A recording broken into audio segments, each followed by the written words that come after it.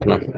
Our innovation Ну methods тогда, are да, where все, core вы... existence lies and underpin the Теперь work могу we do я. in different fields. Просто все микрофоны Слышно? замонтированы, поэтому ты ничего не слышишь. Ну, те, которые стояли вчера, они целый день работали. Да, я понял.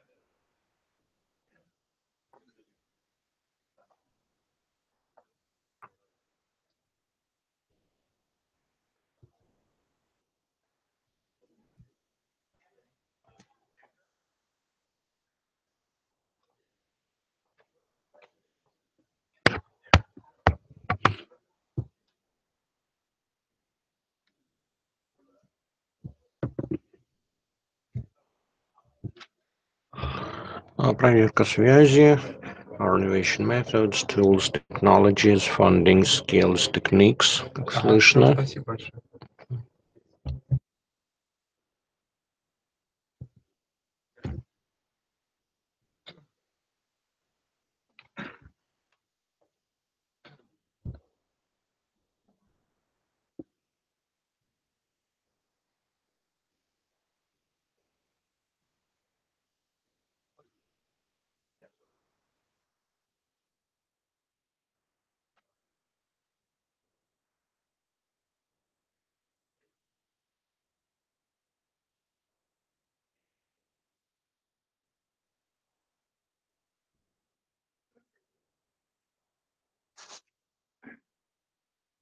Один, два, три. Ой.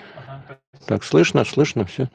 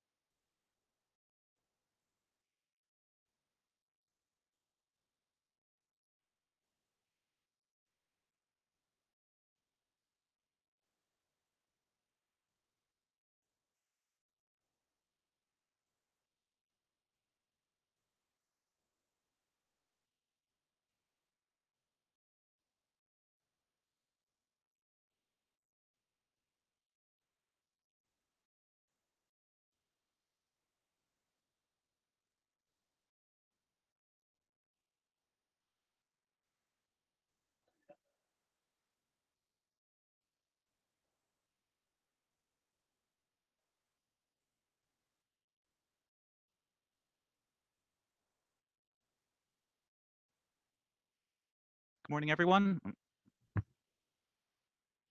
Good morning, everyone. We're running a little bit late this morning, and apologies for the delay, but it'll be about another 5 minutes before we start. Thank you very much.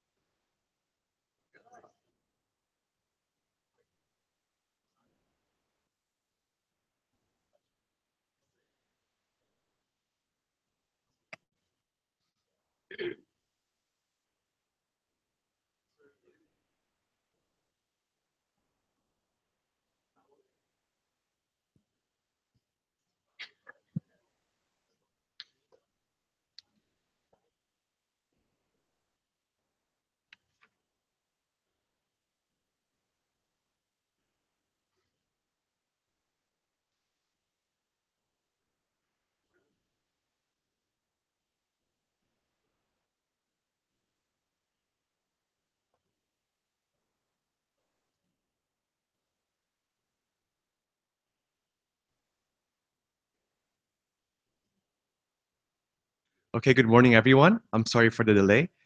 So we're about to start the session 2 on open innovation and living labs for smart cities. I would like to call on our panel today. So when I call your name, just please take your seat on stage. So our moderator today will be Mr. Tom Simons, Principal Researcher, Policy and Research Team at Nesta, the UK. For our expert presentations, we have first Mr. Chong Cha, co-founder and chair of Reimagining Cities Foundation in Korea. Next, we have Mr. Jaewon Peter Chun, CEO of Excentree, UK. We also have Dr. Mark Wolfram, Associate Professor at the Urban Sustainable Solutions Lab in Yonsei University, Korea. And Mr. Danny Kier, he's the Head of Market Development at Sound Diplomacy. So I hope all of you learned a lot today, and I hope you enjoyed the presentation. So I'll turn over the floor to our moderator, Mr. Simons.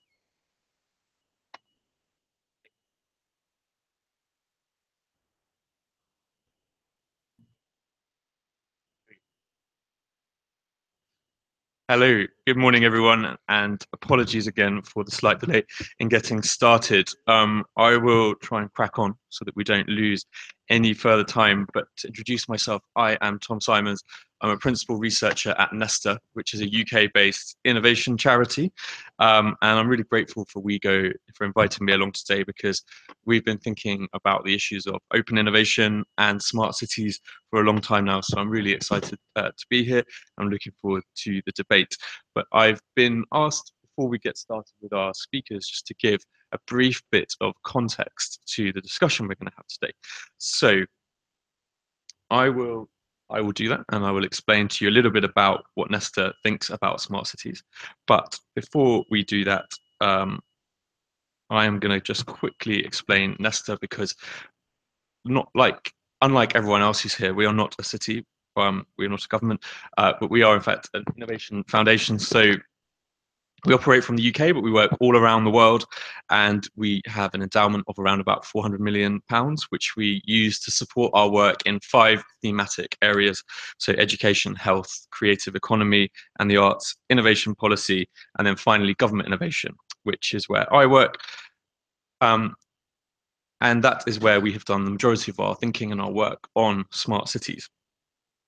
So we're here today to talk about open innovation and living labs and smart cities. And that's a conversation that perhaps 5, 10 years ago we might not have been having. And the concept of smart cities, how we create them, has changed a lot in that intervening period. So I thought it would be useful as we start this conversation to give some context. And in 2015, colleagues of mine at Nesta wrote a report called Smart Cities from the Ground Up.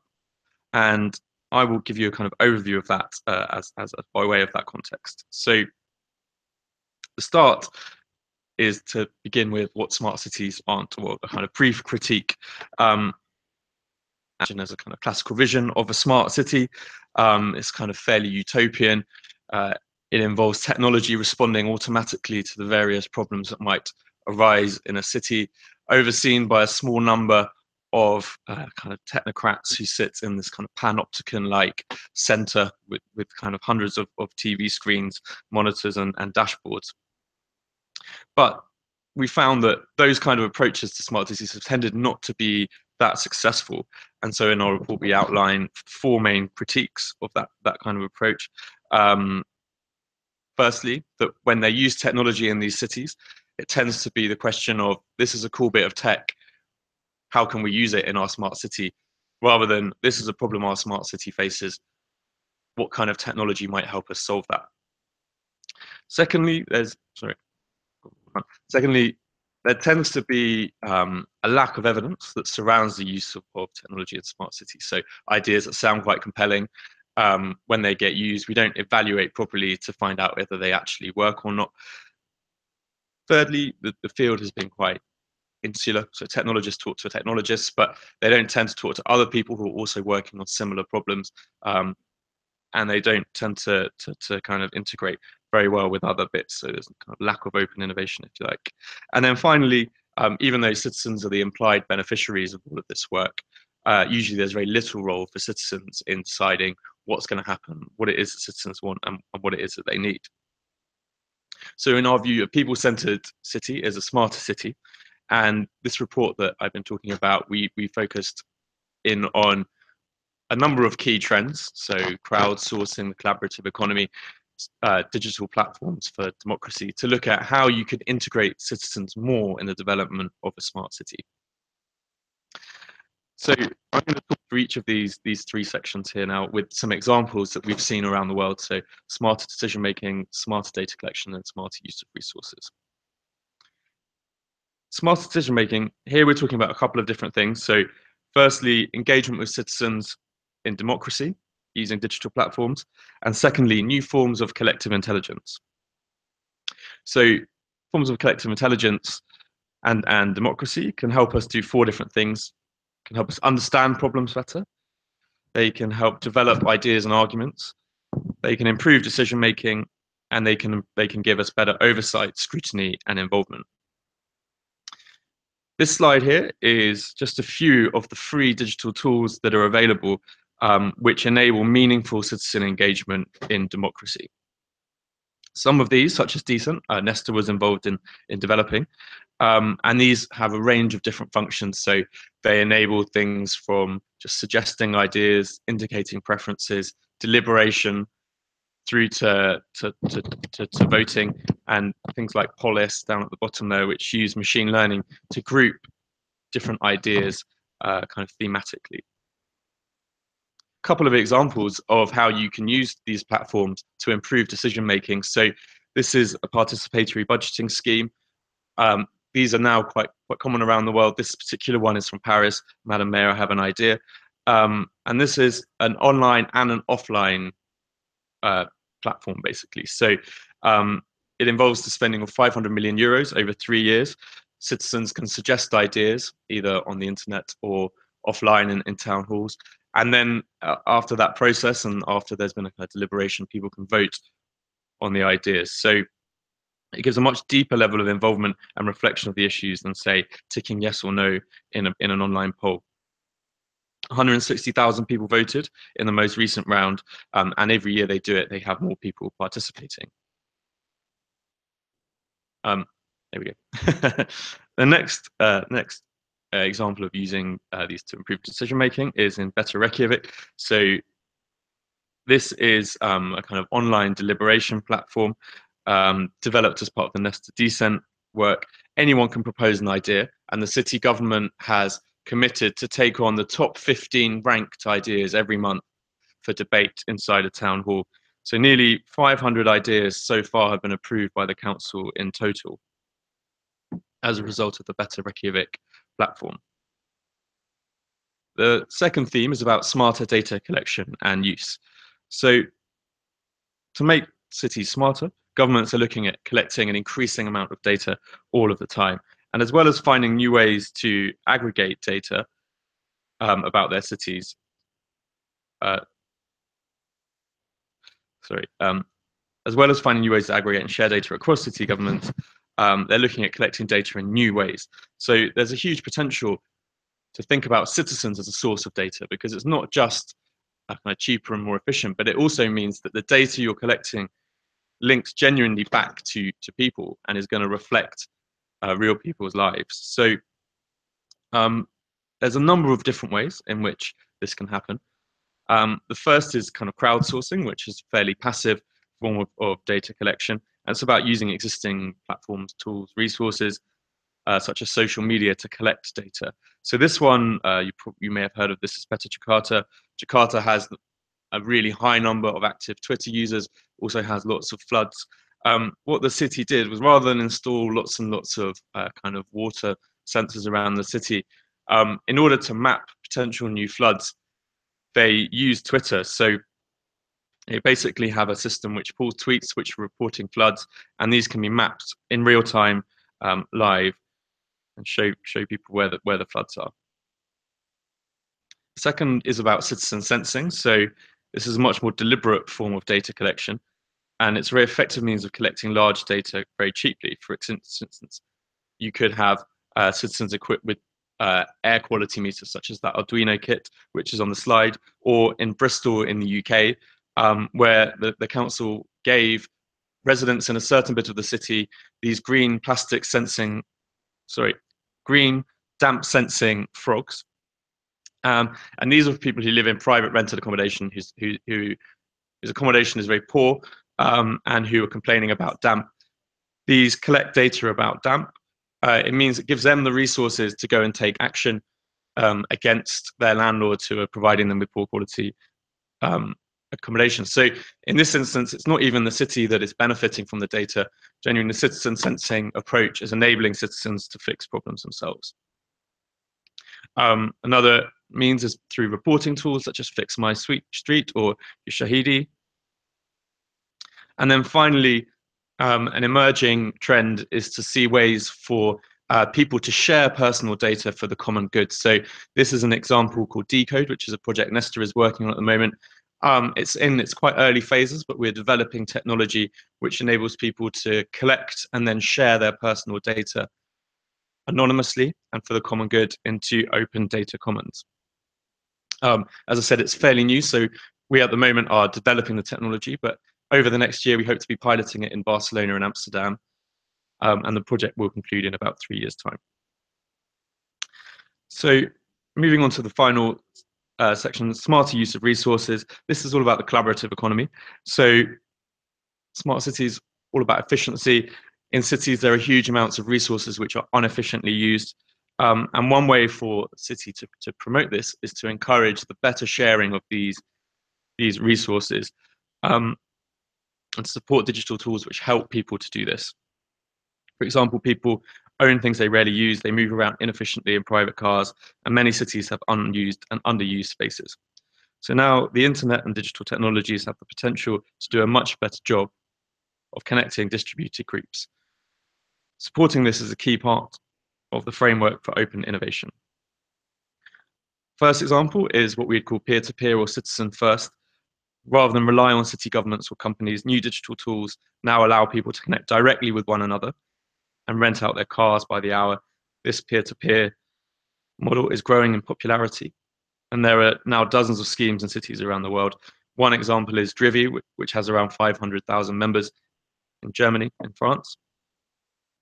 Other examples include ride sharing, bike sharing, and the sharing of household objects in schemes such as Peerby. But perhaps more interestingly for us today, there's also a kind of city-driven sharing economy or collaborative government economy agenda. And I think this is really interesting because city governments have an important role to play in changing behaviors and promoting the idea of people accessing assets when they need them, rather as an alternative to ownership. So sharing assets doesn't necessarily come naturally to people in the 21st century, particularly when Amazon is just one click away from you on your computer. So the sharing city is something that a number of governments around the world are now starting to look at, in particular Seoul and Amsterdam. So Seoul in particular have been looking at this, and they have the Sharing City Seoul initiative, which has certified 50 projects since 2013, ranging from local car sharing companies or schemes which match students up to find affordable housing with elderly residents who have a spare room. Amsterdam has also seen an important role for itself as city government to lead the development of the collaborative economy. They've done this mainly through Share.nl, which is a network of research of organizations in the Netherlands. So they have a number of schemes there which they've brought through, such as SnapCar, Peerby, Share Your Meal, Connected, which is a way you can learn languages. Some of the examples of the sharing economy in Amsterdam. And then finally, I'm here from Nestor. I just wanted to quickly mention that we have also been looking at how the sharing economy can be used more for social goods. So we had seen really the dominant sharing economy players become very, very profit driven, and we wanted to see a more social impact oriented approach. So we developed the Share Lab and the Share Lab Fund. Recently, the Share Lab Fund has committed funding to 8 projects to test collaborative platforms for social goods. So a few examples of those which we're funding: taxi cooperative, better access to community transport, the sharing of underused community assets, language tuition provided by refugees. And then finally, my last slide before we kick on with the other presentations is about the 4 recommendations Nestor would make for a smart city. So firstly is invest in smart people. City government should invest in training their staff to give them all a baseline understanding in data and digital, but should also be looking to improve the digital literacy of their citizens. Secondly, should open up innovation processes. So set up civic innovation labs which are open to private and third sector, and think about engaging citizens in a different way. Generate and share evidence. Define the objectives, measure them, were they achieved, make this evidence available to other cities. And then finally, engage citizens intelligently. So use online and offline tools to bring people into development of your smart city and your process, but do this meaningfully. And also make sure that you've chosen the right tool for your task. So I hope that was useful as some kind of context for the session today. I'm going to hand over now to our next presenter, I think.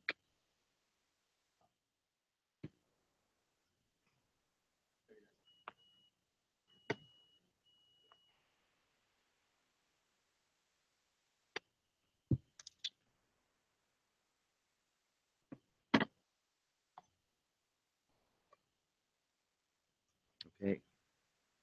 Good morning. I enjoyed the gala dinner a little bit too much last night. The Russian vodka was very good. So I may mumble a bit this morning. And I see some hostile people in the audience. Thank you. Living Labs, Key to Smart City Success. I'd like to talk about, when you Google Living Labs, there are a lot of things that come up. And when you look a little bit deeper, they all have different ideas. So a living lab, it's not all the same. We're talking about a cloud-based open data digital platform so that you can measure all the pillars on one platform as an integrator.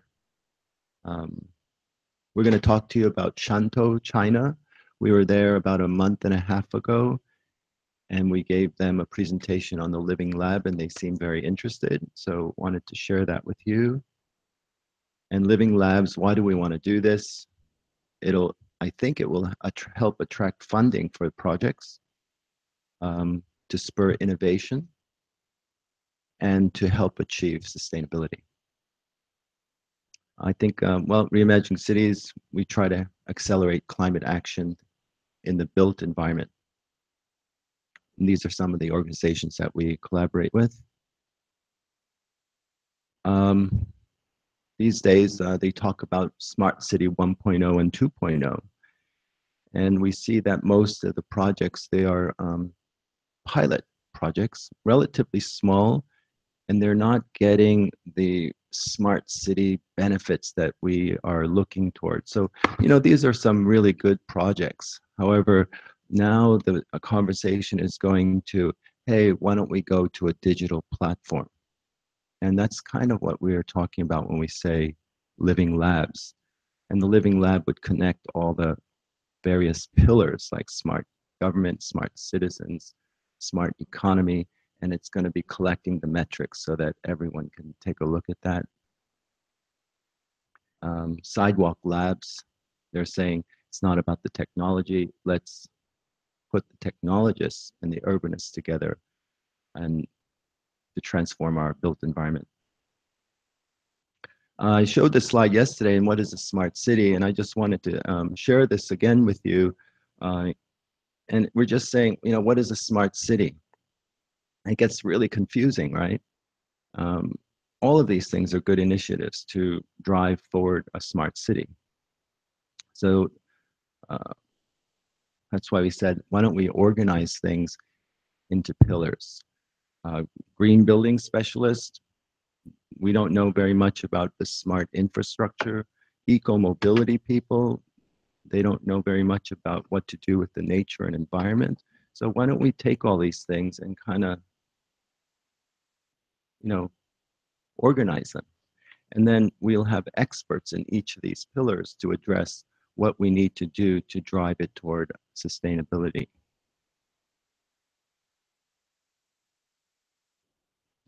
We chose 8. It could be 6. It could be 10, 12, and you'll see many cities. But the important thing is to get it into a framework to help start building a roadmap for your city. So we took the idea of just getting the metrics and feeding it up to the living lab. You can collect data every 5 minutes, every 15 minutes. Some data you can get every 15 seconds. But that allows you to measure it, see where we are, and see where we need to go. And I love Peter Drucker. You need to manage it if you want to, you need to measure it if you want to manage things.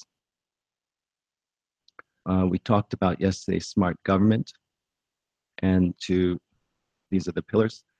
We took a look at some of the benchmarking of leading sustainable cities, but you should have a vision, define the pillars, engage the citizens and corporations, and there you can start to attract funding for these projects. This is Shantou. Actually, I'm advising the Andalusia Smart City Cluster, and they have a sister relationship with Shantou, China.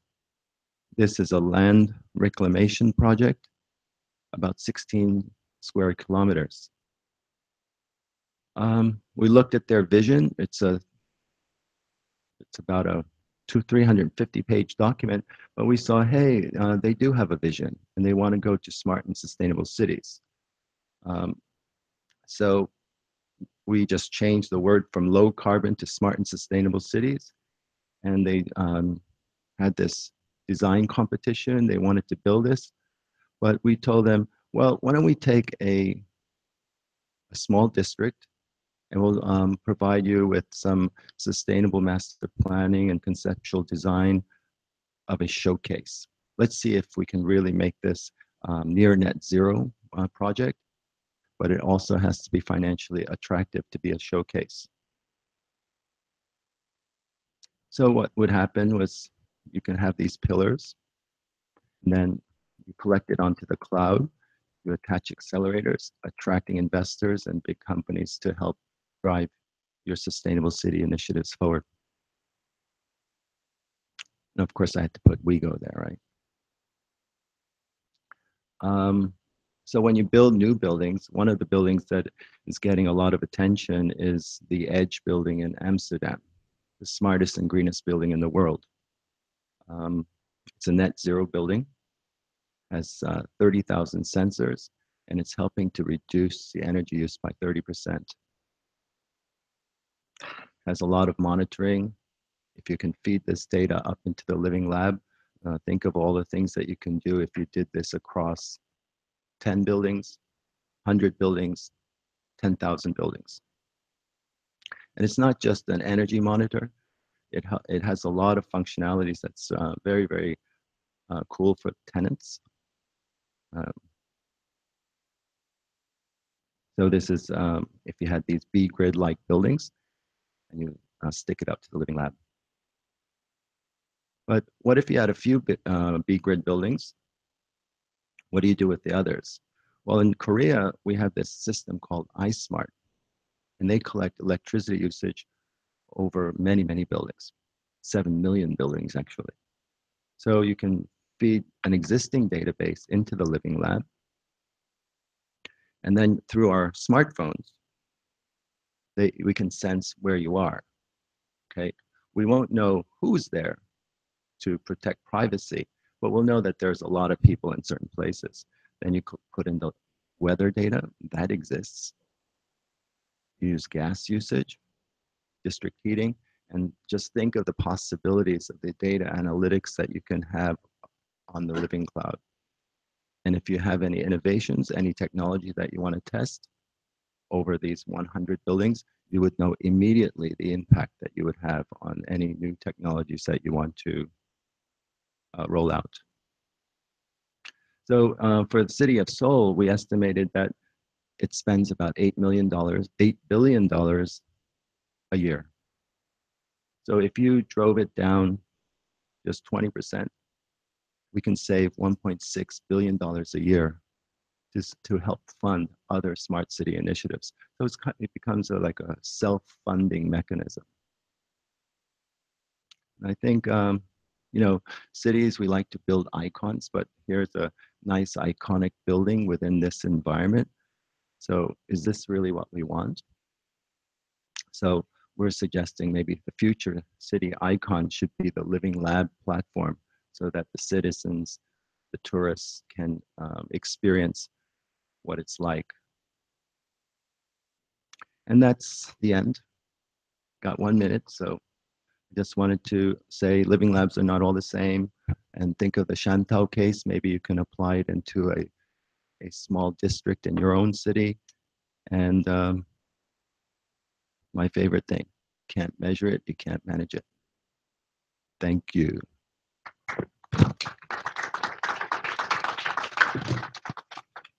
Thank you very much, Chung.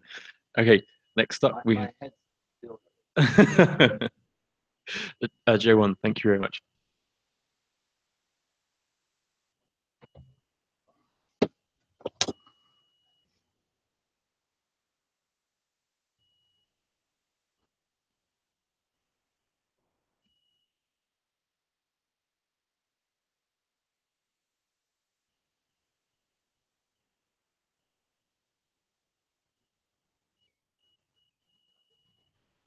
Прошу помочь выставить презентацию.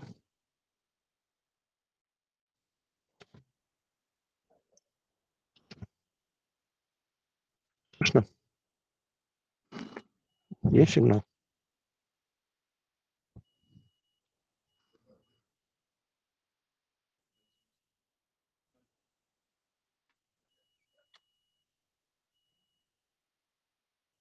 There you go.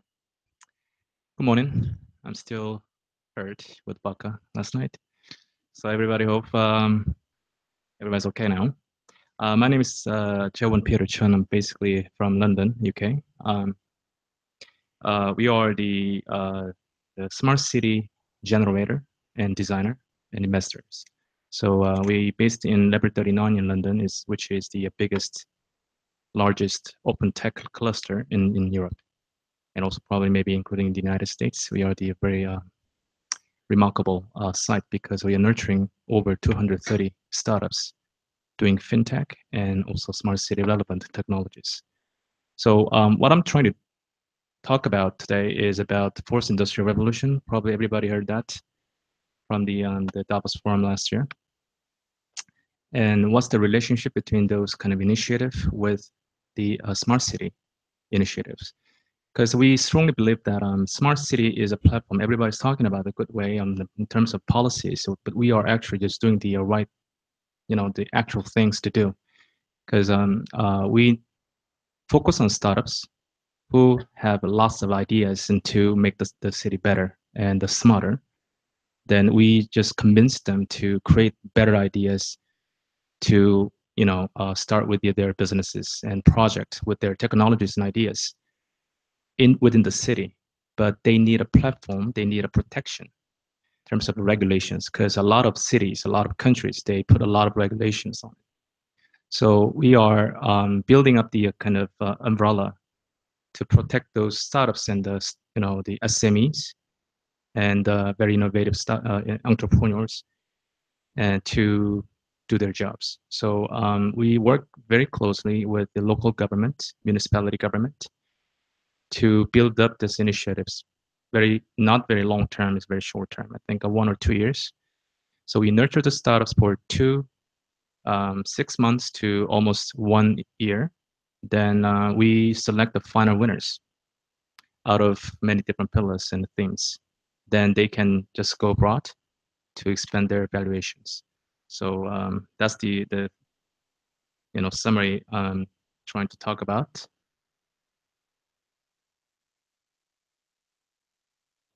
We're talking about the first industrial revolution. It started from the 19th century, from the UK, probably Manchester.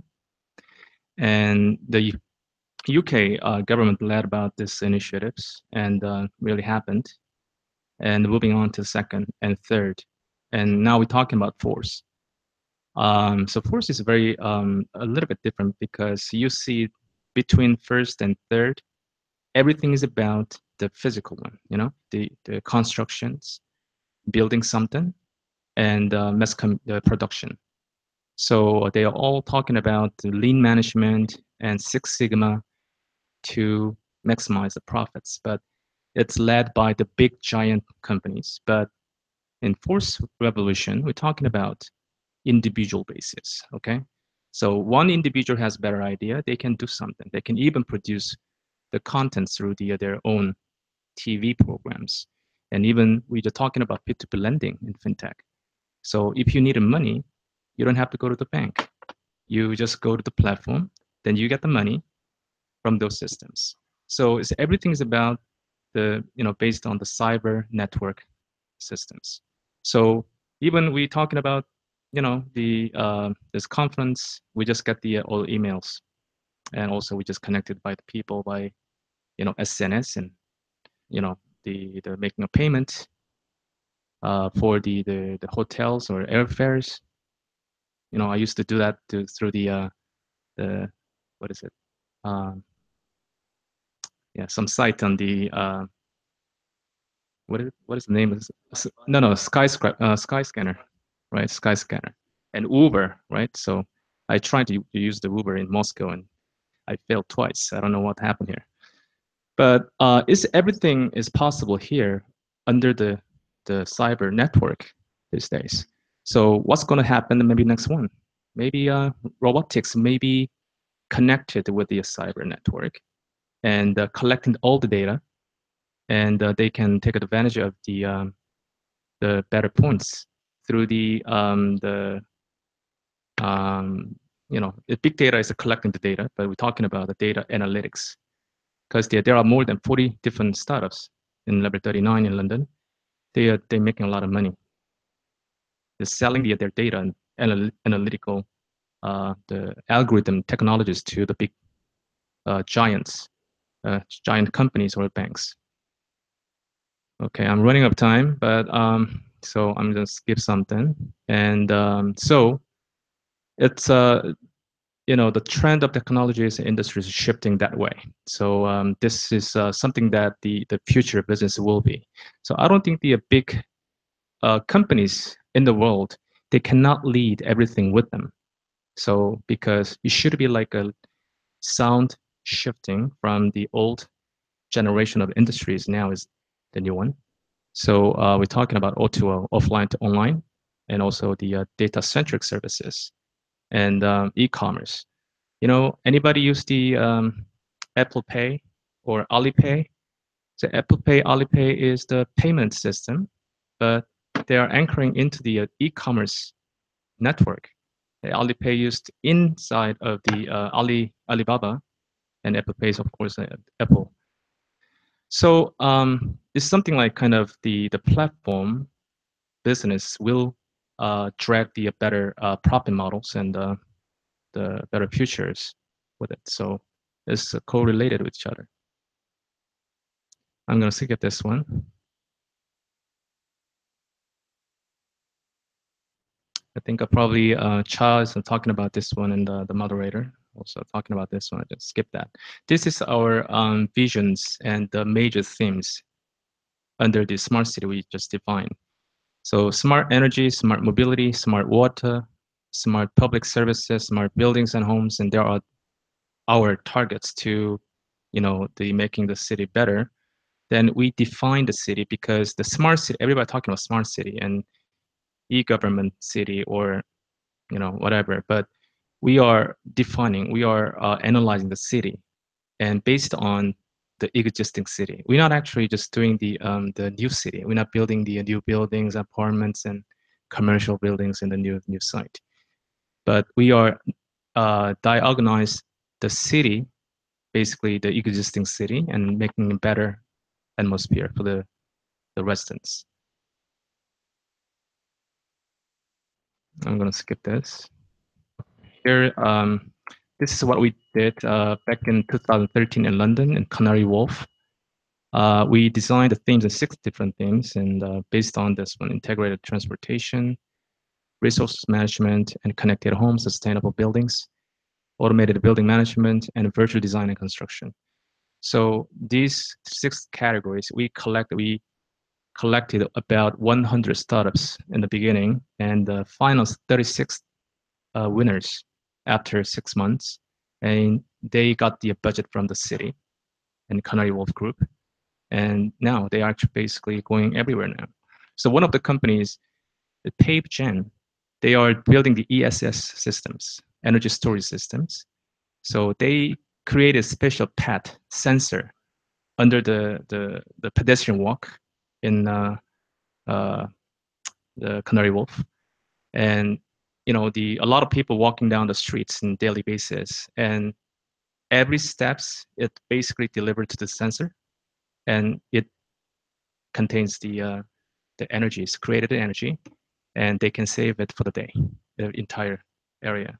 So this the company PapeGen, their valuations now is more than $1 billion.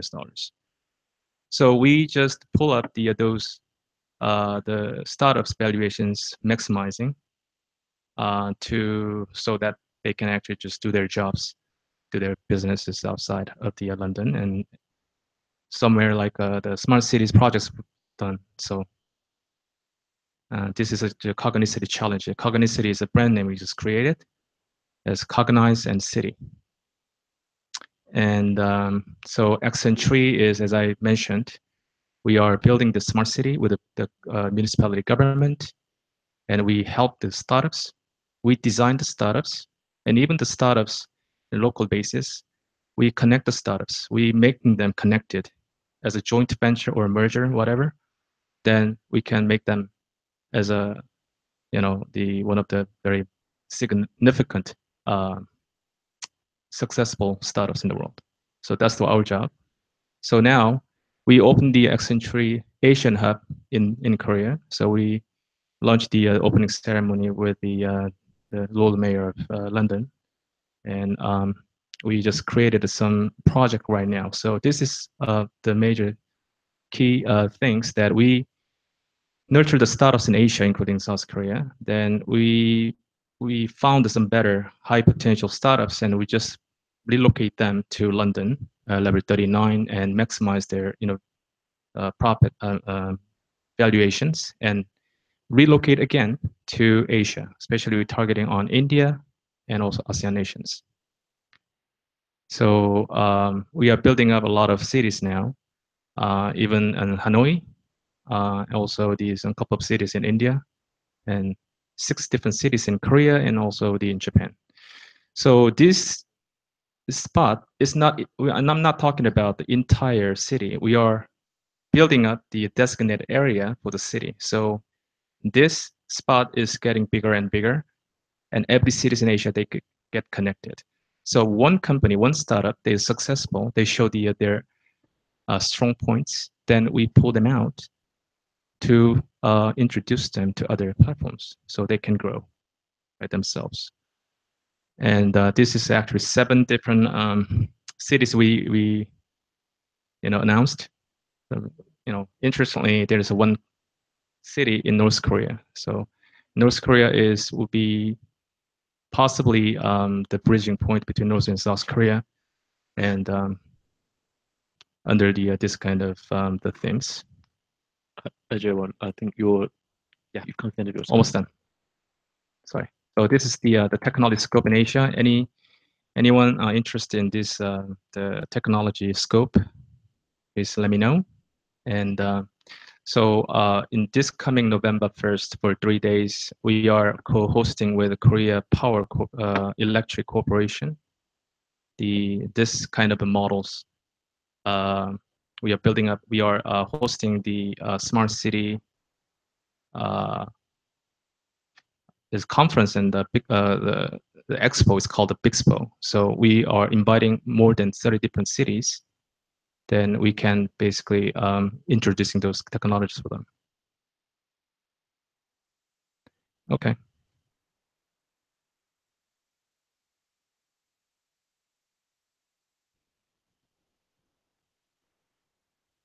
So these are our targets by the 2020. Thank you very much. Thank you very much, Johan. Next, we have Dr. Mark Wolfram, who's going to talk to us about Seoul. Korea has been a bit of a theme in the presentations today.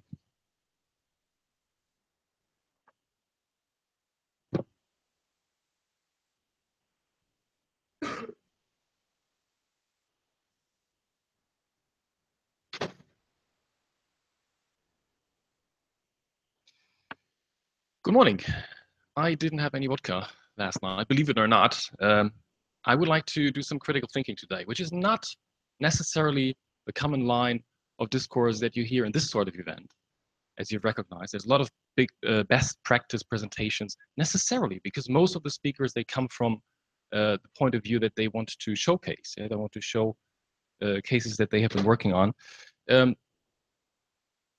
I'm a researcher, so I have an independent point of view slightly, which allows me to look at things from a distance. And I would like to use this in this instance to give you an example that might help to trigger some thinking about context. I mentioned context yesterday as an important factor, of course, in understanding how living labs are framed, how living labs might be emerging, shaped, and moving towards specific objectives. And that's important. Can I ask who's involved in a living lab here in the room? Who of you is involved actively in living labs? It's not so many.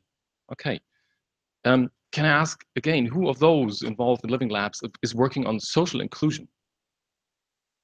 Okay.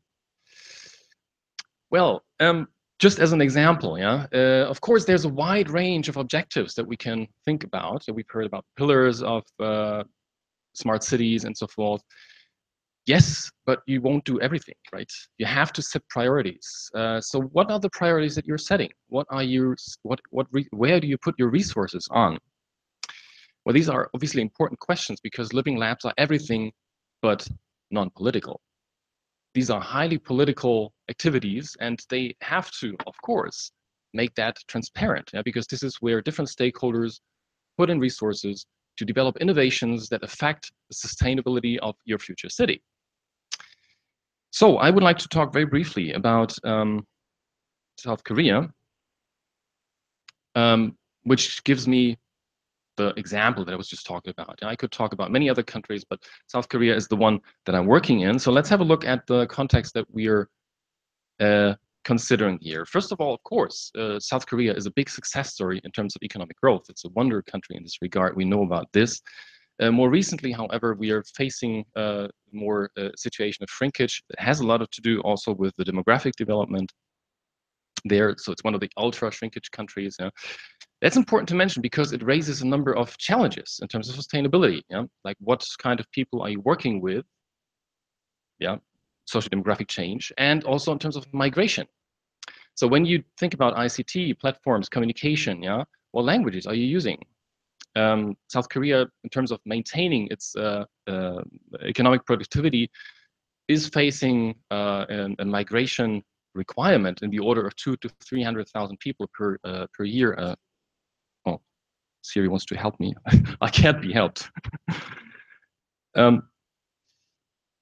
Per year up to 2030. So this is the dimension that we're looking at here in this particular context. And well, in terms of growth, this is just the development, evolution. So it's moving towards a zero growth economy, which would be good news actually in terms of sustainability. Perfect, because that would finally enable to reduce fundamentally environmental footprints and to enable a more equitable share within society. However, and this is again a question of priorities, is this really happening? You know, what are the orientations set right now? So yeah, there are major and pressing social and ecological problems that the country is currently grappling with, because in a shrinking context, carbon emissions are still envisaged to grow up to 2030 substantively. Also, the social inclusion issues. You know, we can look at Gini coefficient, for instance. So inequality is growing. So the economic success story is one side, of course. But if we talk about sustainability, you know, 3 Ps, then there are things to be worked on, of course. National innovation system. That's what I will be focusing on, of course. How is innovation really working? And that has to do with governance. I will dwell a little bit more on that in a second. Living labs are therefore a very recent thing that has emerged in Korea from 2014, more or less. So it is a development which does not yet have like substantive practice, substantive experience, yeah? But it's obviously something that needs to be looked at. Yeah, I said governance, and if we talk about governance, then we usually look at these. Does it have a pointer here? These different sectors which are interacting. There's a third sector, of course, which plays an important role in linking them. So different governance modes are characterized by the way how these different stakeholders are interacting. And the question is, of course, when we look at sustainability issues, yeah, where do these different sectors come in? And in particular, living labs seem to be one of the key mechanisms of doing that, yeah, of doing or building new governance modes, bridging linkages or bridging gaps between different stakeholders there. So where does Korea stand in this development or evolution of governance modes? So obviously coming from a much more hierarchical top-down structure, gradually moving into strong involvement of the private sector. And the question is, if we look into the future, yeah, in terms of building public, private, civil society partnerships and the role of the third sector in there, where do the living labs come in? How can they manage to bridge the gap? So wanting to know about that question, we've been looking at living labs in South Korea, those that there are, and that are also working on this concept. And we've tried to measure, to assess what are they actually doing. So for that, of course, you need a number of criteria, and you can see some of those that we took from a lot of research that is looking at the role of open innovation and sustainability. And you can recognize that it's of course important to especially think about knowledge co-creation, because this is probably the more important reason for doing new modes of governance. It's not all about legitimacy. It's much more about knowledge co-creation, bringing in different skills, different capacities, and different understandings of problems and solutions. That is much more important here. Yeah, so we use this taxonomy to describe what is happening. I'm just looking at one point here, which is the objectives that living labs state, yeah, in order to show what kind of spectrum you can find in the current practices of living labbing in South Korea. So for instance, there is a focus on exploring a new innovation paradigm, yeah, which is of course very strongly linked to product and service oriented innovations, supporting certain market developments. There is concern about building new partnerships and new networks, so much more actually changing governance modes, but not necessarily focusing on specific outcomes. The usage of knowledge in centralized decision-making, so improving policy efficiency, effectiveness, yeah, it's another concern. Or devising local community strategies, so much more grassroots oriented. Yeah? This is something that stands at the other end of the spectrum, or even further down in this direction, to actually create sustainability niches through social technical experiments, for which we only found 2 examples. But what it shows is that it's not only that there are differences between cases very strongly, but it reflects those priorities. Yeah? You have a wide spectrum in terms of what living labs are actually trying to do. What are they trying to innovate on? And how would that ultimately, potentially, impact on urban sustainability? So you can group these things on the one hand side, of course, in terms of the spatial scale that they're operating on, and we recognize also that some of these, they're not urban. They're not place-based. Yeah, they're sort of non-place networked urban living labs that link different stakeholders and work on these issues. But apart from that, there's a strong correlation there between who is actually driving the living lab and what is it that the living lab is doing? What is it that it is focusing on?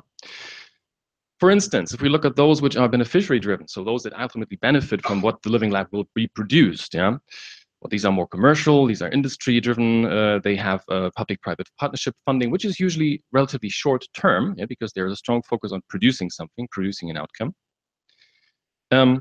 Well, this is of course particular characteristics. You have others which are more enabler driven, so these are policy supported, research programs doing that, equally short term, but they have much more of a top-down framework. So it's actually described or defined what the living lab should do. And last not least, you have more the bottom-up version, the user-driven ones. But these are the ones that do not have any sort of stable framework in terms of funding, in terms of organization, in terms of guidance. That's just to say, there are a number of issues here that maybe other countries, other cities could be interested in learning about or thinking about. Basically, of course, there's an issue of power and institutional path dependency, because whoever is in charge of designing the living lab will also have a say on what it is going to do. Now, that is a naturally given thing, perhaps, but in a highly political context of the kind that we are talking about, this needs to be made clear and transparent. Yeah? Is this the living lab that you want, that you need for driving the sustainability of your city? A lot of them obviously are struggling with short-term and unstable frameworks for funding institutionally. Yeah? So to get a living lab actually having an impact on what is happening in a city, it is difficult to think of it as a sort of a research project only. Yeah? That is a one-time off activity that brings together certain stakeholders. There needs to be a long-term vision. There needs to be a framework that enables long-term activity in order to make it a meaningful open innovation activity. Hi, Mark. Sorry, just to say, I think your 10 minutes is up, so if you could. Okay, last 2 points, maybe. Bring this Just still to a those. close. I will, yeah. And guidance, a very important issue. Yeah? Of course, we're not operating in an empty space. There are many experiences, understandings, knowledge already out there. But if there is no guidance about how to do, well, obviously, each lab does reinvents the wheel, and there are a lot of redundancies here and inefficiencies. And last not least, in terms of the linkage of living labs into existing policies. Now, all of these living labs, they are sort of standalone initiatives. They are not linked into existing policies. For instance, urban regeneration. Yeah, there's a lot of effort in terms of changing urban regeneration policies and how this is being done, but the living labs do not connect with that. Yeah? So that is, of course, something critical to be considered as well. And I'll leave it there for keeping my time frame. Thank you. Thank you very much, Mark. And then our final presentation today from Danny. If you could come to the front here, thank you.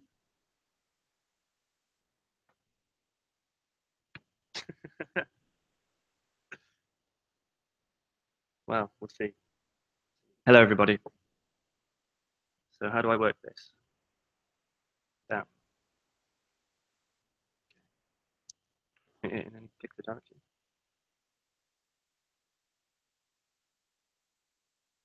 I snuck in through the back door, forgive me. So, thank you for having me. I am from the music industry and probably have little place here in kind of general context, but I wanted to talk to you a little bit about this idea of smart cities. And what I'm finding is we talk a lot about lots of things, lots of really interesting, super important things, but what we don't talk about is the kind of emotional, human kind of thing, and recognizing music within this broader context of how cities can be smarter and better operated. And I kind of want to kind of precursor this presentation by, asking what your kind of interest and how you recognize that music makes your lives better, makes our lives better. I'm sure each one of you have had an experience or an emotional attachment to a piece of music, whether it's taking you to a certain place or time, or whether it's a bond that you shared with a friend or with a loved one, or, you know, maybe if you're married, you had a first dance, or you have a song which you and your partner refer to as your song. So with this in mind, I want to move forward with the presentation to talk about music as an ecosystem and as a kind of living organism within the greater, feeding the greater city as an organism. I also want to touch upon night culture and how music and night culture play a part in the city.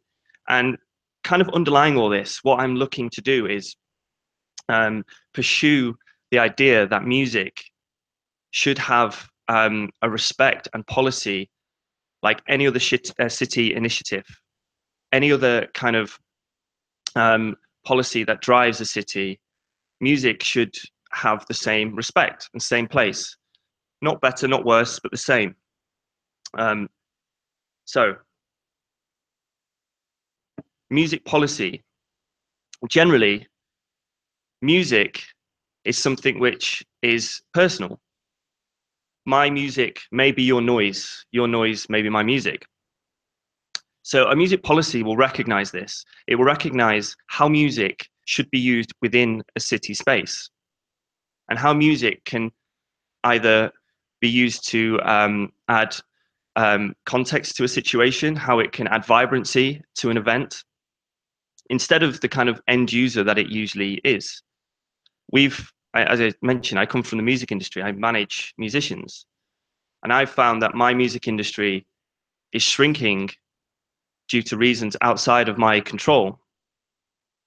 We tried to look at what was happening and how a music policy could help stabilize our industry. In doing this, we recognize that we're in a very emotional, reactionary industry, not one that generally likes to think proactively in this space. So by recognizing and valuing music and developing the language for music to communicate to the top-down framework from the scene and from the industry, and how they can collaborate to embrace music as an intertwined part of our culture. We've started to develop quite bold statements, you know, economic statements around the value of music. But then when you strip that back and you understand where the economy for music comes from, you start to identify the jobs and the framework that music supports. So I'll start to kind of go into this a little bit. We also find that music is a recognized way to measure the vitality and health of a city. Generally, when music's doing well, the city's doing really well. I don't know if you've heard of a place in the north of England called Liverpool, but £1 million per year and employs 2,500 people, just because there was a band from the 60s who decided to write or rewrite music and music history. So because the Beatles are from Liverpool, and also Hamburg benefits from their existence because their music tourism has grown in a very interesting way. But Liverpool is an amazing case study on how music can really kind of develop a message and stabilize an economy and peripheral jobs. So I don't want to read down these things, and I can share this presentation with anybody who cares to listen. But generally, through employment, through tourism, through all of these other factors, transport, hospitality, music stimulates this. So we like to look behind the pictures, behind what's happening, and look at the jobs and the relevance within our cities. So we started to look at how this works. And first and foremost, we have to recognize music as an economy. We have to look at why music is what it is, what it does. We have to look from the top down and the bottom up. We have to develop groups of what we like to call music boards, which are made up 50% of music industry and music practitioners, and 50% of other stakeholders and people from maybe policing, maybe from government, maybe from the fire departments, maybe parks and recreation, so that we can stabilize how music's use is used and managed within a city. There's, I'm going to borrow quickly an analogy from a colleague of mine, because it kind of rang true when I arrived in Moscow on Monday and went for a walk through Gorky Park. But when you walk through these very interesting inner city parks, they are managed. They are really interesting gathering spots for people. They are activation points for events or for hangout points. The hedges are trimmed, the lawns are mowed. They have a system, they have policy. Music doesn't really have this. It grows in a really kind of uncared for way. But if the parks had that, they would grow unruly. They would probably become fairly dangerous places for us to go. They would be, you know, not very attractive. So if we applied the same mentality to music, again, not better, not worse, the same, our music industry would help activate these points, help bring people together and help demonstrate the value of our culture in both nighttime and daytime.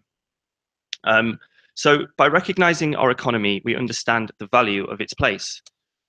Then one thing that we start to do, we've started working with lots of different cities around the world, in 20 different countries. And we look at the ecology and how we can map our music ecology. We've developed a very basic science around it where we can input data and develop a kind of longitudinal, latitudinal umbrella over a city. So we can scrape the data, and once we assign keywords, to understand where our music spaces and places are, where our record stores are, where our music education platforms are. And this helps us to really identify where the career pathways exist, where the gaps are to develop our communities. Once we understand that artists and artist communities are supported and facilitated, we understand that our cities are much more interesting, more vibrant, more kind of developed spaces and places. And again, going back to my first point, music makes our lives better. Where cities are continuously growing in population, and cities from that point make our lives better. So the two together really start to develop an understanding that they need to communicate together better. So we can start to, once we map our ecology, we can start to identify what we should be doing more, what we should be supporting more, to strategize and develop an understanding. We then need to celebrate events. You know, we're doing quite a few things with London, which I'll quickly run over. I'm running out of time. But we're trying to celebrate how music plays a role, and an impressive role within the city, through the subculture's development, through to economical impact.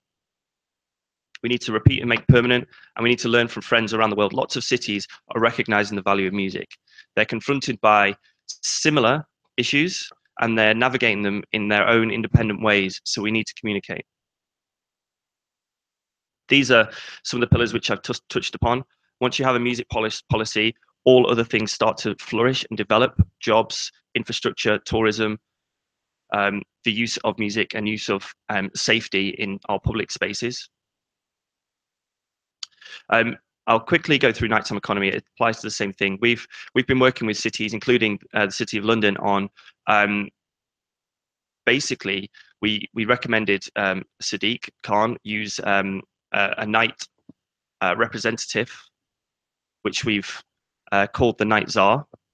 We developed this role and are the secretariat for both the London Music Board and assistant to the Night Czar, Amy LeMay. And that is to identify that the day doesn't stop at 5 p.m. It continues through, and there's a whole load of industry which is not given the same recognition or respect as the daytime. We need to understand that the daytime operates in planning and in a kind of very forward-thinking, proactive way, but the nighttime exists within licensing in a very controlled way. So these two things should exist in harmony and not one versus the other.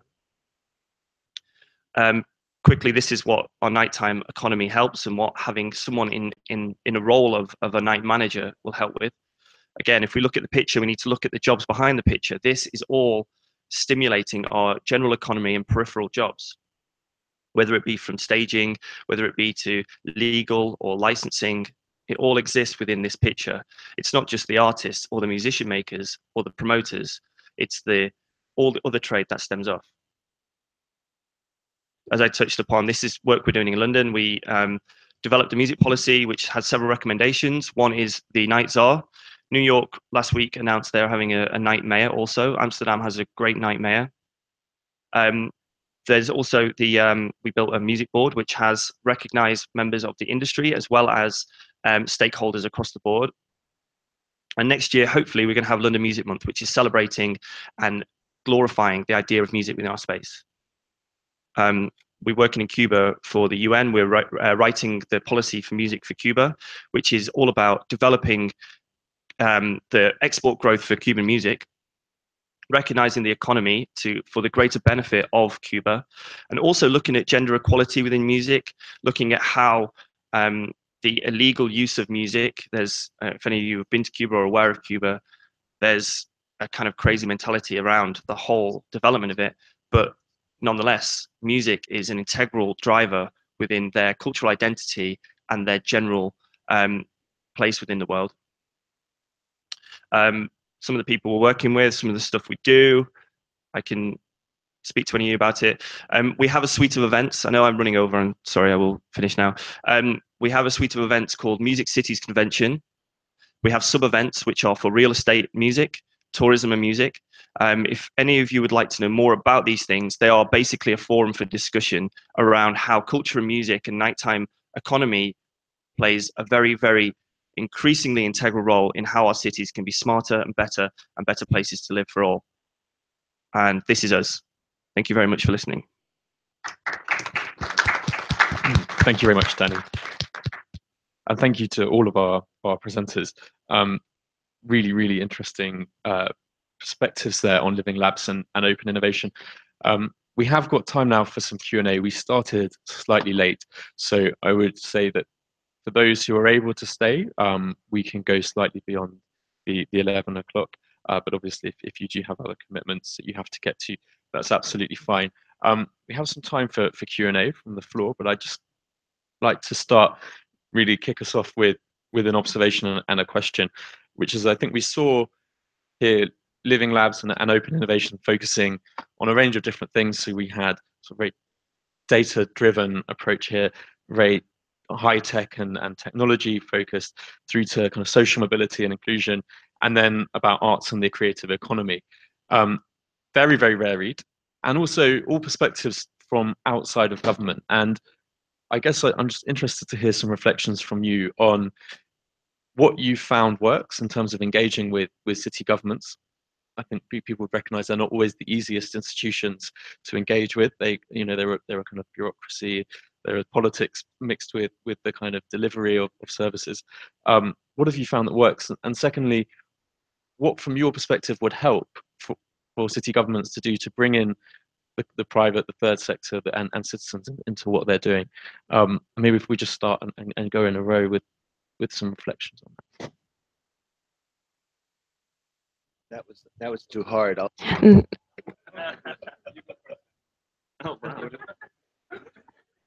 I can, if you want. As I think I said, I'm a newcomer to all this stuff. So, and you know, our company's very young, and I come from the arts world really, which I said is quite emotional. So talking about your emotions to government is always quite a hard thing for them to value and understand. So we figured out when you throw some pretty bold numbers about, they start to listen. And when you start to peel back the layers and demonstrate the how you can support and make sense of these numbers, you know, the music, there was a big thing from UK music last year. There was a study about music tourism, and music apparently is worth £4.1 billion a year to the UK economy. And when you say things like that, it's huge. I know there's I mentioned New York and them installing a night mayor. In 2015, New York earned $21 billion from their music industry. and that's huge. But there's little understanding at government level how this works, and there's little care for how it works because it's already existing, it's already going on. But what we're trying to demonstrate generally is how we can evolve the conversation and make it work for all, basically. Yeah. Yes, please, Mark. Thank you. Very good questions. I think two issues are probably the bottom line of that for me. One is a shared vision, and the other one is the intermediaries in play. So I think the shared vision is absolutely crucial because all the stakeholders, and of course the local governments, they operate according to different metrics that they look at, different guidances, and business does so, civil society does so, government does so. Bringing that together is, of course, the first and foremost step. That doesn't always happen. It's very difficult to achieve sometimes. And in that, of course, intermediaries are critical. So people like you, for instance, and other organizations, which are in place or might have to be created, actually, in order to bridge the gaps that there are between these different sectoral views of what might be a common vision. Thank you. And any reflections from J1 or Chung?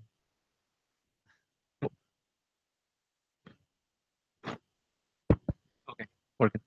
So from just one of the experiences in London, I think probably the most important role of the establishing smart city and this initiative is basically coming from the municipality government. They need to understand, they need to learn something from the cases by cases. But we were very lucky because the David Cameron, the Prime Minister of the UK, and Boris Johnson, Mayor of London, was very enthusiastic to shift the economy and innovations in London. So we were easily soft landing with those initiatives, with the collaboration between the central government and also the municipality government and City of London all together. So, but the thing is, we brought this kind of concept into many different cities in Asia.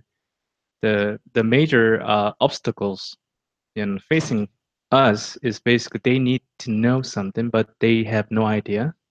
And because they have lots of different kind of priorities, and other priorities, they need to build more buildings. But we are designed the city based on the innovation and the startup ecosystems, and also the open tech cluster. So these days, since last year, we are spending more time training local government people. Then they learn something. They recognize what's going on in the world right now with the technologies. So this way, it's a hard, but it's one of the tip of the communication method between the. Thank you very much. And I wonder now if I throw open some questions to the floor, if anyone has anything they'd like to ask or to reflect on. I've kind of asked about how what these guys would like from government, but perhaps maybe people from government would like to ask some questions of these guys. Any hands up? Anyone want to ask a question? I think we've got a mic that's going to run them. I wonder if any of you could talk about the role of blockchain and Ethereum in the development of smart cities. Okay, is there anyone who wants to talk about that? It's something, yep, J1. So your question again, I'm sorry, blockchain? Yeah, okay. The first, the core programs was the blockchain-based labs in London. And the blockchain changed everything because blockchain is one of the things that everybody can use them. They can create technologies and utilize the blockchain and something. But the thing is, every country these days they have a high regulation on it. Even from South Korea, the FSS is the financial supervision something, and the regulatory office. They regulate in blockchain because they have limits on how to do it by even the SMEs and the startups. So that's why we are spending more time to talk about the RegTech. RegTech is a regulatory technologies sandbox. So RegTech was initiated in the UK by FCA back in 2014. So they open tech cluster for the startups doing the blockchain or fintech or the smart city relevant the technologies within it. So they define the blockchain testbed for the lots of startups, and that's one of the important thing happening right now in the UK. And also the Singaporean government, they initiated the RegTech just like in London. So I think probably that was the the significant movements these days with the blockchain. I know I'm a moderator and I shouldn't be answering the questions, but I just wanted to say that the Decode project, which I mentioned in my presentation, is using a blockchain technology as part of the mechanism by which people can share their personal data anonymously into an open data commons. So the idea being that using the smart contract as developed by Ethereum, the blockchain will be a record of people's stated preferences for how their data is used. So your data would be within the pilots, would be stored locally to you, perhaps in like a personal cloud. And then what the blockchain would contain is a record of the entitlements which you've set for that data. So I agree to share this piece of data with everyone who lives in Barcelona, or I agree to share this piece of data with everyone who lives in my neighborhood. So that's what the blockchain would be a record of. And then basically whenever a kind of someone else wants to look at data, they would have a key, and that key would unlock every data set for which that key matches the entitlements for it. So they would then be able to see all of that data. So we think there's a really exciting role for blockchain through mechanisms like that, which is about giving people the ability to perhaps share data or perhaps share other resources in a smart city in a decentralized way, which doesn't require an intermediary. So we think there's definitely some really interesting potential there. And I think linking into the Living Lab here that Chung was talking about, which is about bringing together all these different kinds of data sets together, being able then to test the impact of new technologies. I think blockchain has possibly a role in that as one means of enabling personal data to be shared. So I think that's from a kind of Nesta perspective, that's what our kind of existing thinking is on that. Basically, the cybersecurity, they utilize those blockchain technologies, and also the banking services. They need to accept those technologies, the platform, because as he said, is really the amazing open tech for every companies, also the financial companies, and also the even the defense industries as well. And so ransomware, they hit the world a couple months ago. So the crackers, they actually just asked for a ransom with the Bitcoin, because Bitcoin is based on the blockchain technologies. So, yeah, thank you. Are there any other questions? Yes, we have a question there. Thank you. Hi, I'm Mariana from UN Pulse Lab Jakarta. My question is, how does a Living Lab approach can actually scale the innovative ideas that comes not from the government, but it's driven by the people living in the city? There are many ideas, but my question is there any steps or factors critical to make it scale so it actually can make impact to the city? Thank you. That's a great question.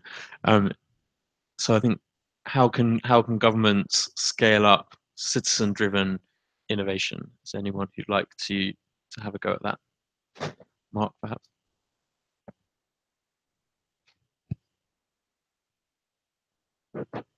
Yes, very good one. Upscaling. So I think there are a number of mechanisms actually which have been recognized empirically. The question is, of course, of designing them yourself. So I think if you look at it from the outset, the most important point is probably the strategy around it.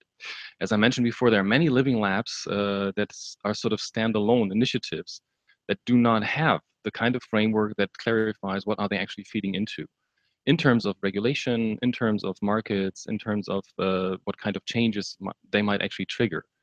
And that's, of course, a big hindrance. So when it comes to designing a mechanism, I think that strategy is the key starting point.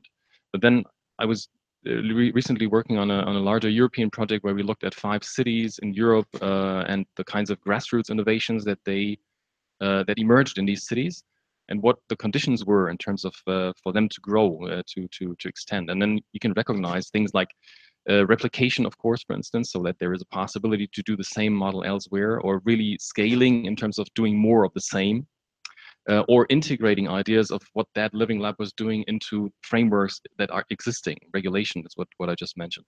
But for that, it becomes really critical to have a framework, a strategy in place.